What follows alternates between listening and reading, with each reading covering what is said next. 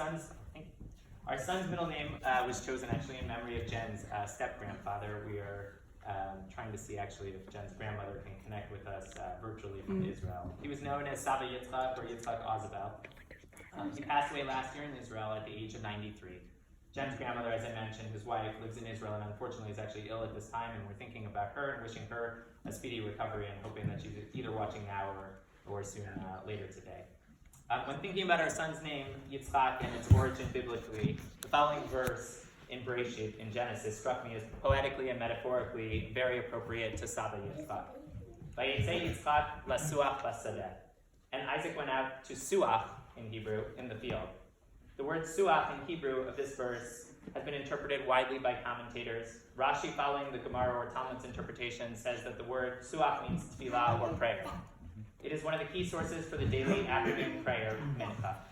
And in another funny Aaron story, last year after coming home from Camp Stone and seeing the Beit HaMikdash recreation there, and I told him that he was soon going to be in school and regularly davening, he said, "Oh, why can't we just bring korbanot instead?"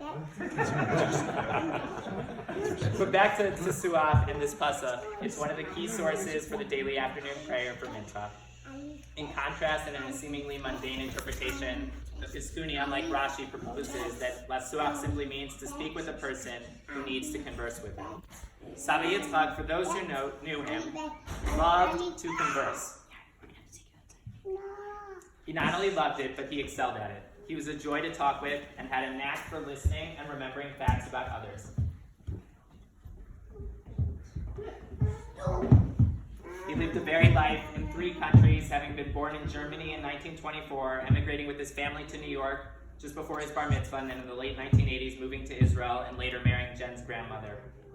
He could connect with anyone and was a master of Jewish geography. Having professionally been a dentist and run his practice from his home, his living room very appropriately served as his waiting room. For Saba Yitzchak, the close conversations that could take place in a living room were in a way sacred. And indeed, the word suach, as Rashi notes, connotes prayer. I see it as no coincidence that the mundane conversations between humans and the divine dialogue can both be captured with one word, lasuach, which is attributed to our forefather Yitzchak. Saba Yitzchak embodied this, seeing the tzelem Elohim, the spark of God or the godliness in all. A conversation with a fellow human for him was a divine exercise. Prayer was also central to Saba Yitzchak's existence, and he continued, even in his last very difficult year, to daven and wear his tefillin, even when very physically trying. In addition to Saba Yitzchak, Jen and I both have ancestors with the name Yitzchak, giving this name added meaning to us and our families. Jen's great-grandfather was a well-known businessman and Talmid Chacham, Irving Bunim, whose name in Hebrew was Yitzchak. My great-great-grandfather was Isaac, or Shalom Yitzchak Raskus, with the Shalom having been added later in life.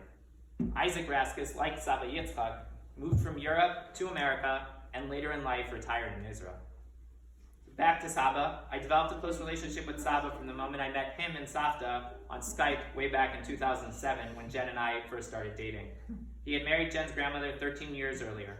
We frequently saw Saba and Savta in Israel, and in the past they visited us as well, including attending the pidyon of our oldest son Aaron while we were living in Texas.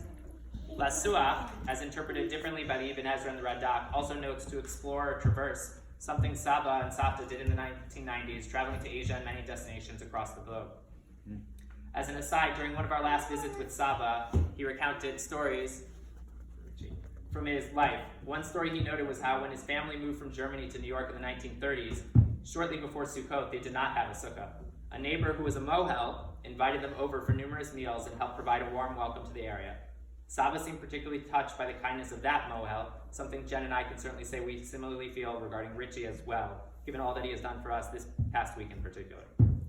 Saba had an incredibly positive outlook on life. He had a varied and at times difficult life, having moved countries twice, spent 3 years in the American military during World War II, lost a number of close family members, and had a final year with failing health. Despite all this, at the age of 93, and I'm told throughout his life, he managed to find humor and happiness to share. His closing remarks to all conversations were always, "Shalom, shalom," with double wording, as if to emphasize the depth of peace he was wishing upon us. During his retirement in Israel, he spent over 2 decades learning in a kollel. His dedication to Judaism and Torah were impressive and a lesson to all. We hope that our son, who will carry his name, can aspire to many of these wonderful characteristics of Saba Yitzchak. We miss him dearly, but know that he is smiling from above, just as he did from below. everyone's welcome to join us outside for the Sudat Mitzvah. And thank you so much for joining those who came from close and far. So.